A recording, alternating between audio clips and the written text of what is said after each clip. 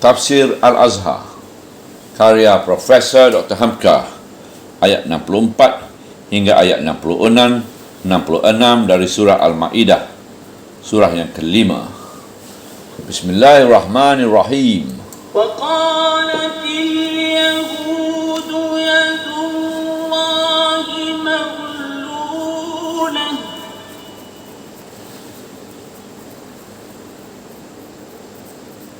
غلت أيديهم ولعنوا بما قالوا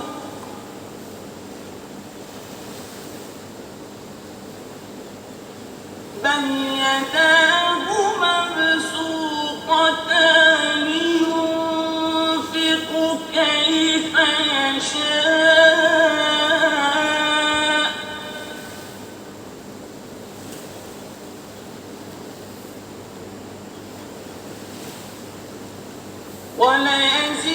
وليزيدن كثيرا منهم ما أنزل إليك من ربك طغيانا وكفرا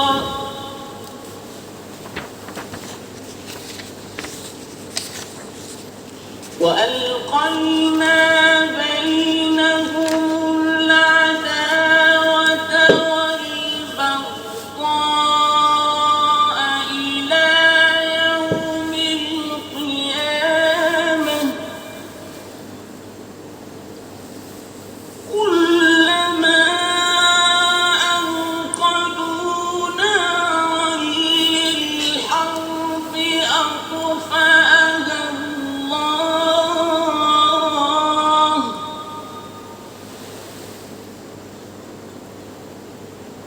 ويسعون في الأرض فسادا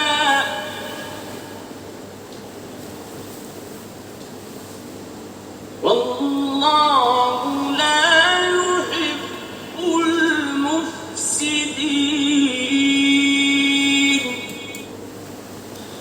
Ayat 64. Dan berkata orang-orang Yahudi itu, tangan Allah adalah terbelenggu, padahal yang dibelenggu ialah tangan mereka sendiri, dan dikutuklah mereka dari sebab apa yang mereka katakan itu. Bahkan kedua tangannya terbuka, dia membelanjakan bagaimana sukanya, dan apa yang telah diturunkan Tuhan engkau kepada engkau itu akan sangatlah menambah melampaui batas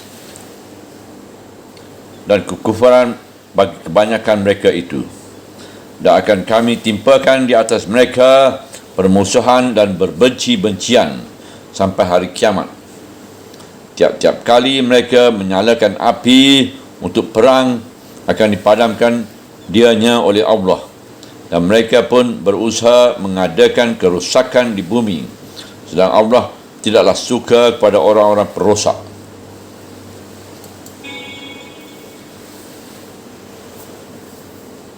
ولو أن أهل الكتاب آمنوا واتقوا لكفرنا عنهم سيئاتهم ولأدخلناهم جنات النعيم. Ayat 65. Dan sekiranya ahli kitab itu beriman dan bertakwa, nescaya kami hapuskanlah dari mereka kesalahan-kesalahan mereka, dan nescaya kami masukkanlah mereka ke dalam syurga-syurga kenikmatan.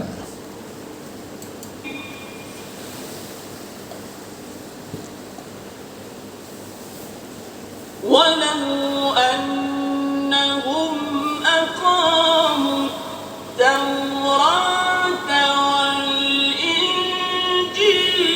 وما أنزل إليهم من ربهم لأكلوا من فوقهم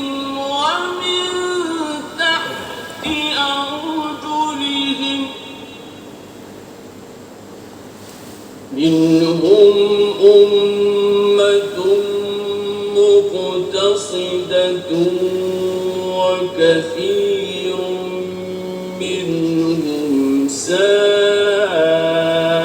ما يعملون. Ayat 66. Dan sekiranya mereka itu sungguh-sungguh menegakkan Taurat dan Injil dan apa yang diturunkan kepada mereka dari Tuhan mereka, nescaya akan makanlah mereka dari atas mereka dan dari bawah mereka, kaki mereka dan dari kaki mereka. Bagian dari mereka adalah umat yang adil dan kebanyakan dari mereka jahat apa yang mereka amalkan.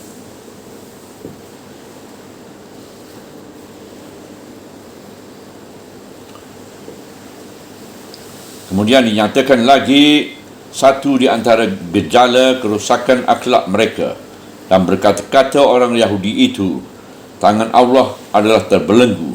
Pangkal ayat 64. Ada yang sampai demikian kasar budi mereka sehingga berani mereka mengatakan tangan Allah terbelenggu. Artinya Allah itu bakhil, tidak mau memberikan bantuan atas kesusahan yang menimpa mereka. Perkataan seperti ini timbul kerana keluh kesah dalam kesusahan, kerana kerugian atau kerana suatu maksud tidak berhasil. Padahal yang dibelenggukan ialah tangan mereka sendiri.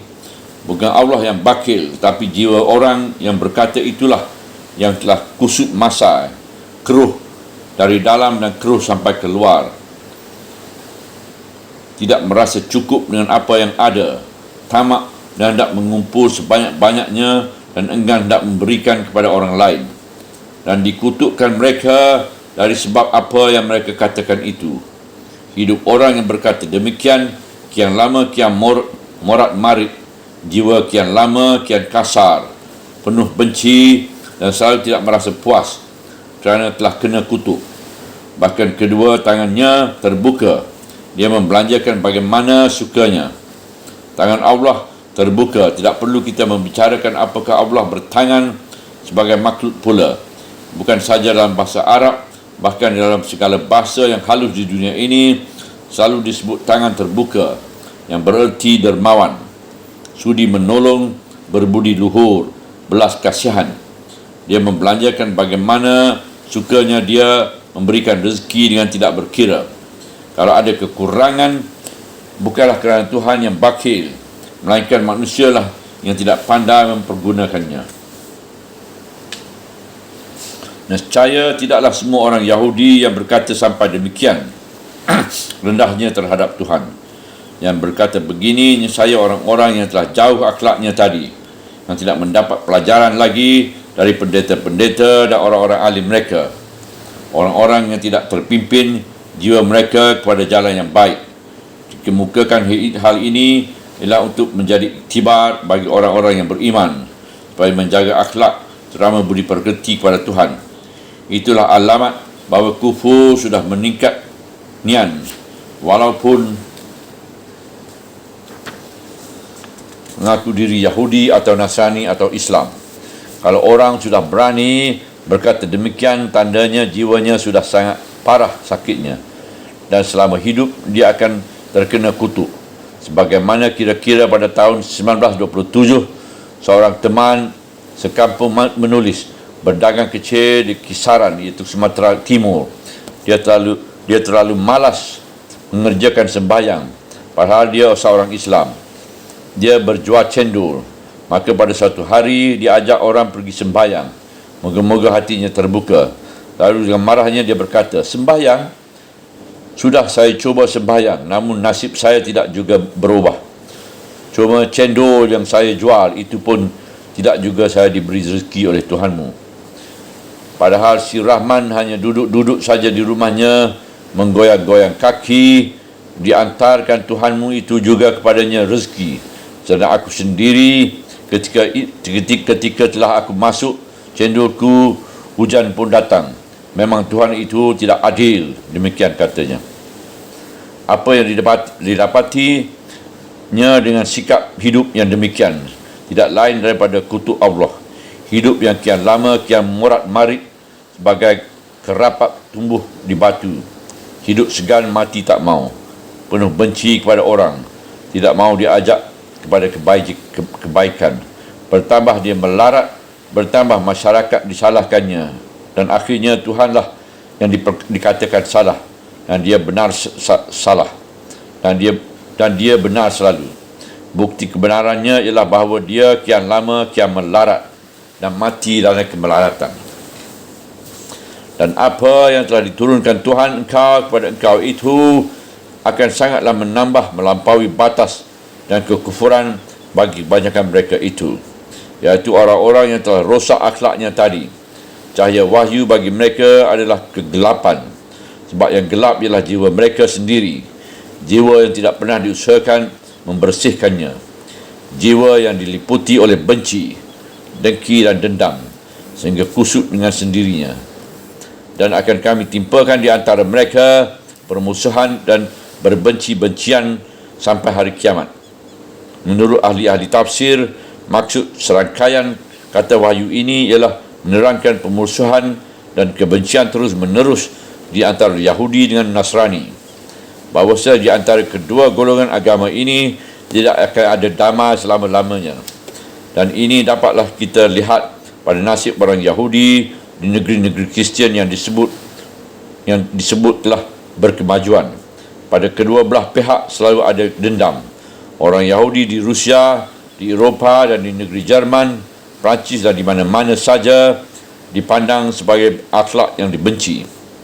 Malahan di negeri-negeri Jerman, semua penduduk Jerman disebut orang Jerman.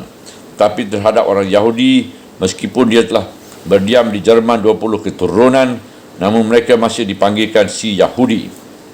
Kampung mereka dipencilkan, dan mereka sendiri pun tidak mau mencampurkan diri dengan golongan lain, sebab mereka pun masih tetap merasa bahawa mereka ialah umat Allah yang terpilih. Bahkan di pertengahan abad ke-20-an, abad yang kita namai abad kemajuan dan peradaban, di pertengahan abad inilah berjuta-juta orang Yahudi dimasukkan ke dalam kamar gas oleh Nazi Hitler. Kerana dengan gas itulah dapat cepat menghilangkan nyawa orang yang dibondongkan ke sana beribu-ribu banyaknya, bahkan berjuta. Meskipun kaum Nazi boleh disebut bukan Kristian lagi, dan perbuatan-perbuatan demikian sekali-kali bukanlah ajaran Kristian, namun bagi bangsa-bangsa Eropah, Kristian itu tidaklah pernah masuk ajaran cinta Kristian ke dalam hati mereka. Lantaran itu, maka dapatlah kita membaca dan memerhatikan pada muka seorang Yahudi di mana saja, dengan mata mereka selalu terbayang rasa dendam dan ejekan. Dan apabila mereka telah kaya raya, menguasai kewangan-kewangan dunia, dengan kekayaan itulah mereka melepaskan dendam mereka. Sehingga apabila terjadi peperangan di antara suatu negeri Kristian Barat dengan Kristian Barat yang lain, orang Yahudi bersedia memberikan bantuan sebanyak-banyaknya kepada kedua pihak yang berperang buat membelanja peperangan itu. Mereka mendapat bunga yang besar, dan negeri-negeri itu remuk rendam sendirinya. Bahkan filem-filem Hollywood yang terkenal mempengaruhi kebudayaan materialis dunia ini sebagian besar adalah modal orang Yahudi. Dengan filem mereka mengendalikan akhlak dunia. Dan menurut analisa penyelidikan setengah ahli ilmu jiwa terhadap sarjana ilmu jiwa Yahudi yang terbesar di zaman itu, ialah Sigmund Freud. Teori-teori Freud tentang jiwa, tentang mimpi, tentang libido, tentang seks, tentang cinta Oedipus dan sebagainya, setelah dikaji-kaji mendalam, tidak lain daripada gejala jiwa Freud sendiri yang melepaskan rasa bencinya kepada dunia Kristian.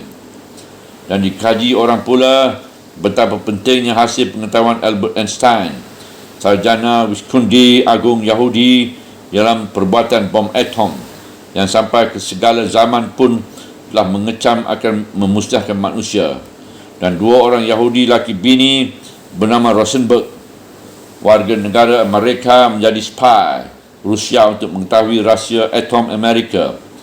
Mereka jual rahsia itu setelah mereka cuti, sehingga pemerintah Amerika menghukum kedua suami isteri itu naik kursi elektrik.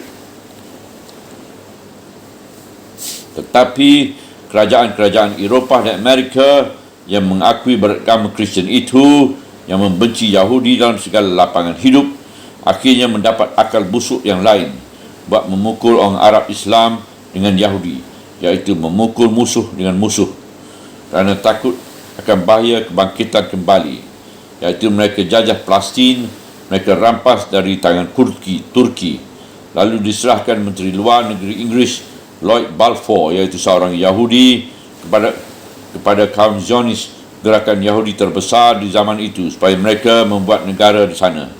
Sehabis Perang Dunia Kedua, disuruhkan orang Yahudi membentuk negara Israel di Palestin. Mereka yang merasa bahawa Yahudi itu sangat mengganggu mereka di Europe, di Amerika dan di Rusia, lalu mencampakkan penyakit itu dalam bahu mereka ke atas pundak bangsa Arab. Padahal orang Arab tiadalah pernah membenci Yahudi sampai sehebat Yahudi dengan Kristian. Maka selama ketidakadilan manusia ini masih terdapat, baik Yahudi dengan Kristian atau menjadi segitiga dengan kaum muslimin, yang pasti akan bangkit kembali. Selama itulah pula sampai hari kiamat, rasa kebencian dan permusuhan akan meliputi dunia ini. Tiap-tiap kali mereka menyalakan api untuk perang, dipadamkanlah dia oleh Allah. Sambungan ayat ini menyatakan lagi salah satu kesan dari dendam Yahudi yang menjadi penghasut perang, membuat fitnah dan mengadu-ngadu supaya terjadi perang. Dalam sejarah hidup Nabi Muhammad SAW, terdapatlah beberapa kali percubaan mereka menghasut orang musyrikin Mekah supaya memerangi Rasulullah, sampai mereka mengirim utusan pada Abu Sufyan. Bahkan sebagai dahulu pernah kita sebutkan dalam tafsir ini, mereka berkata bahawa agama kaum musyrikin itu lebih baik daripada agama Muhammad. Maka usaha-usaha menghasut perang yang mereka lakukan di zaman Nabi Muhammad SAW itu selalu digagalkan Tuhan. Kalau terjadi juga peperangan itu, tidaklah pernah sekali juga menguntungkan mereka, melainkan menambah rugilah mereka. Seumpama Bani Quraizah yang masuk dalam persekutuan Quraisy hendak menghancurkan Islam pada peperangan Ahzab. Sehabis perang, kerana kegagalan Quraisy itu, Bani Quraizah lah yang harus membayar hutang mereka dengan nyawa mereka sendiri. Dan mereka pun berusaha mengadakan kerosakan di dunia, di bumi. Sedang Allah tidaklah suka pada orang-orang yang perosak. Ujung ayat 64. Ujung ayat ini adalah untuk peringatan terus-menerus yang dunia ini merosak di muka bumi. Inilah salah satu usaha mereka. Mereka merosak kerana ada dendam tersimpan, iaitu dendam turun-temurun, dendam yang tidak habis-habis. Meskipun di zaman pemerintahan Umar bin Khattab, seluruh Yahudi telah dikeluarkan dari tanah Arab dan penguasa-penguasa yang lain telah pula mengusir mereka dan telah berpencar di mana-mana di muka bumi ini, adalah suatu hal yang menjadi bibit dari segala dendam mereka, iaitu kepercayaan yang telah berakar dalam jiwa mereka turun-temurun, menjadi bagian dari agama mereka, meskipun bukan dari wahyu sejati bahawa tanah air mereka adalah Palestin. Mereka pun, meskipun negeri itu telah mereka tinggalkan sejak 2000 tahun dan penduduk baru orang Arab telah bertanah air di sana sejak 14 abad, tidaklah mereka peduli akan hal itu. Di Baitul Maqdis ada satu bahagian dinding yang mereka namai dinding ratap. Di sana selalu mereka meratap mengenangkan kerajaan Daud yang telah hilang 3000 tahun yang lalu. Mereka ingatkan itu dengan meratap dan bertekad mesti kembali ke sana. Lantaran tekad yang demikian, nescaya tidak lain daripada kerusakanlah yang mereka timbulkan di bumi ini. Kerusakan pertama ialah kerana di mana pun mereka tinggal, mereka merasa asing dalam negeri itu. Walaupun mereka telah berdiam di Polandia atau di negeri Belanda misalnya 1000 tahun, mereka tak merasa bahawa mereka adalah suatu pengkhianatan menyerahkan rahsia atom Amerika kepada Rusia. Padahal mereka warga negara Amerika, musuh perang dingin yang hebat sesudah Perang Dunia Kedua. Kerusakan kedua ialah ancaman mereka bagi penduduk Arab. Batas setelah selatan ialah Mesir, sebelah utara ialah Basrah, sebelah timur ialah Kirkuk dan Mosul iaitu Iraq, dan sebelah barat ialah Madinah Munawwarah, termasuk Khaybar yang telah mereka tinggalkan 14 abad yang lalu. Tentulah usaha mereka ini tidak akan berhasil sebab negara itu tidak berdiri atas dasar keadilan. Sebagaimana penuh berdirinya negara kaum salib di Palestin 100 tahun lamanya, lalu digulung tikar kerana usaha pahlawan Islam Salahuddin Ayyubi. Ayat ini benar-benar telah membayangkan apa yang akan terjadi 14 abad kemudian. Dan sekiranya ahli kitab itu beriman dan bertakwa, nescaya kami hapuskan dari mereka kesalahan-kesalahan mereka. Pangkal ayat 65. Sekiranya mereka beriman, iaitu kembali percaya bahawasanya agama Allah itu adalah satu. Al-Quran adalah lanjutan daripada Taurat dan Injil. Muhammad adalah utusan terakhir sesudah Musa dan Isa Al-Masih. Lalu mereka bertakwa, iaitu kembali kepada segala perintah yang diturunkan Allah, memperbaikikan budi pekerti, nescaya kesalahan mereka selama ini diampuni oleh Allah, dan nescaya kami masukkanlah mereka itu ke dalam syurga-syurga kenikmatan. Ujung ayat 65. Ayat ini adalah satu ajakan kepada mereka supaya kembali saja kepada jalan yang benar dan menghilangkan fanatik golongan, lalu menerima kebenaran supaya tercapailah damai dalam dunia, dalam bumi ini. Al-Quran tidak pernah memaksa, hanya menunjukkan jalan dan menerangkan bahaya jika jalan itu tidak dituruti. Soalan pertama ialah mari beriman semua, mari jadi Islam. Kalau belum mau, tidak mengapa. Tapi kalau hendak tetap memegang Taurat dan Injil juga, peganglah kedua kitab itu benar-benar. Kalau dipegang benar-benar, tidak dicampuri oleh perkara murka nafsu, nescaya kekacauan dalam alam pasti dapat dikurangi. Sebab itu berkatalah ayat yang selanjutnya, dan sekiranya mereka itu sungguh-sungguh menegakkan Taurat dan Injil dan apa yang diturunkan kepada mereka dari Tuhan mereka, nescaya akan makanlah mereka dari atas mereka dan dari bawah kaki mereka. Pangkal ayat 66. Inilah seruan yang sejujur-jujurnya dari Islam. Kalau kamu tidak mau beriman dalam rangka yang ditunjukkan Islam, iaitu bahawa Al-Quran adalah melengkapi Taurat dan Injil, dan bahawa Muhammad adalah lanjutan usaha Musa dan Isa, apa boleh buat. Tapi peganglah benar-benar dan jalankanlah sungguh-sungguh perintah Taurat bagi Yahudi dan perintah Injil bagi Nasrani. Demikian juga apa yang diturunkan kepada mereka dari wahyu yang lain-lain. Alangkah indahnya Amsal Sulaiman, hikmat Sulaiman, Mazmur Daud, biji ratap arminya, dan langkah indahnya Yesaya, dan pengalaman Daniel di Babil, pengalaman Yunus dan Ayub. Jangan semuanya itu dilanggar, jangan dicari tafsiran lain. Musa mengatakan bahawa di belakangnya akan datang Paraklit, iaitu ruh kebenaran. Meskipun pada mulanya belum mau mengaku, namun apabila dipegang benar-benar isi kitab-kitab suci itu, kita pasti bertemu juga. Tetapi mereka tidak mau memegang betul isi kitab mereka. Lalu mereka elakkan pada penafsiran lain. Kalau akan bertemu dengan nama Muhammad, bukan lain sebabnya, bukan kerana Muhammad tidak benar, melainkan kerana politik belaka, kerana takut hilang pengaruh, kerana tidak suka kebenaran pindah dari tangan Bani Israel ke tangan bangsa Arab.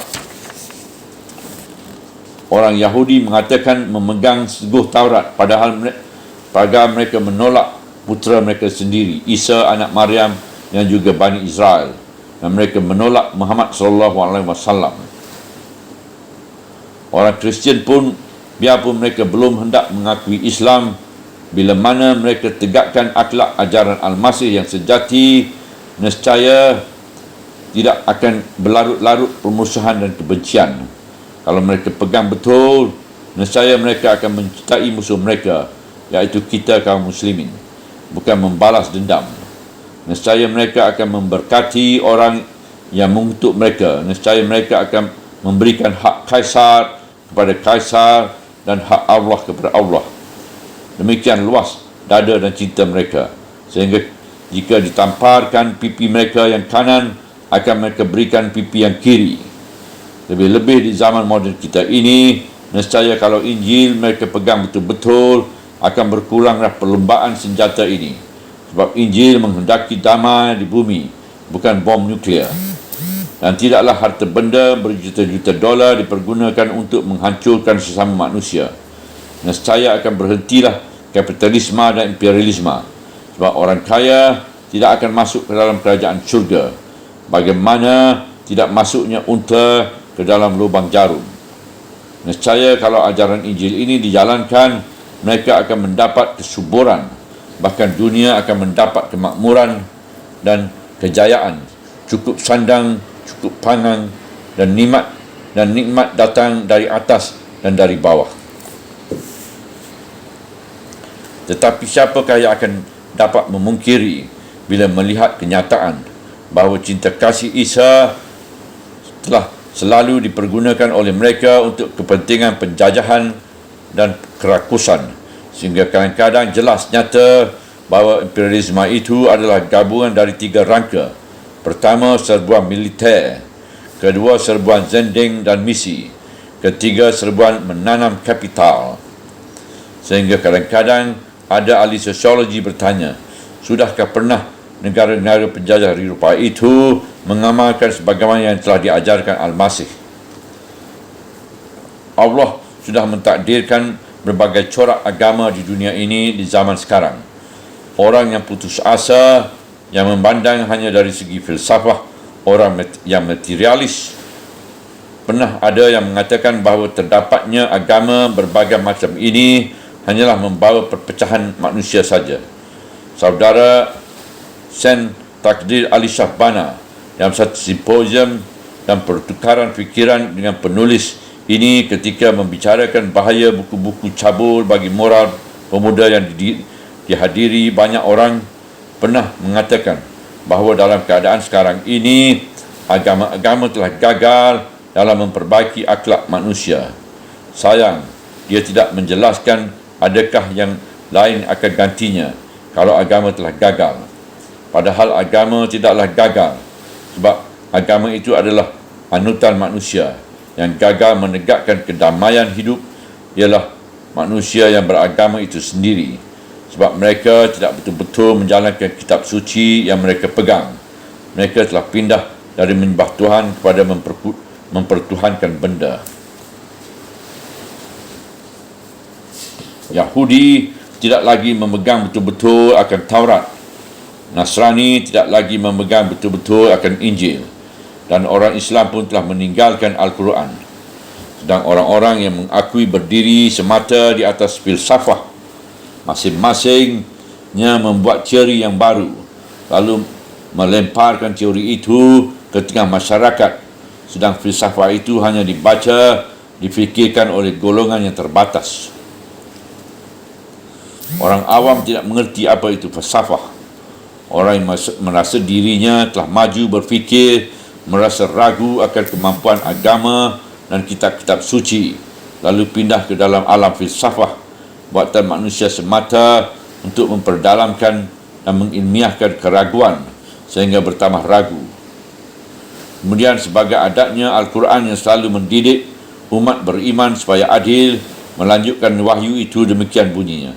Sebahagian dari mereka adalah umat yang adil dan sebagian dari mereka jahat apa yang mereka amalkan. Hujung ayat 66. Setelah dipangkal ayat, diserukan supaya ahli kitab kembali kepada Taurat dan Injil dan betul-betul memegangnya. Jangan dicampuri dengan kebencian dan dendam atau menolak asal menolak. Maka di ujung ayat Tuhan memberi peringatan kepada umat beriman bahawasanya di kalangan ahli kitab itu bukan tidak ada yang adil, yang di zaman sekarang kita sebutkan objektif, mencari kebenaran berluas dada sehingga ada yang langsung mengakui kebenaran Islam dan masuk Islam, dan ada pula yang terus mempelajari dengan seksama dan menghormati walaupun tidak masuk. Nescaya memang golongan ini sedikit, tapi kian lama kian banyak.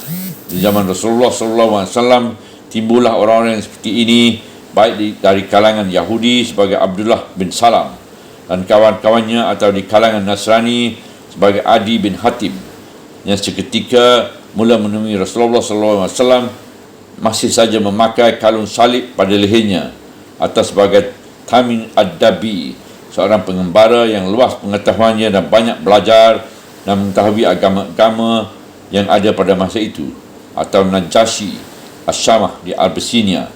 Tetapi golongan yang terbesar tidaklah mahu tahu. Mereka tidak mahu berganjak dari kefanatikan mereka. Sebab itu berusahalah mereka berbuat macam-macam cara untuk menghalangi Islam. Sebab kitab mereka pegang juga tetapi tidak mereka amalkan. Dan lama-lama orang Islam sendiri pun dijangkiti penyakit ini. Al-Quran dibaca hanya untuk dilagukan. Bahkan pernah datang suatu masa seakan-akan dilarang kembali pada Al-Quran, cukup dengan menerima penafsiran ulama saja.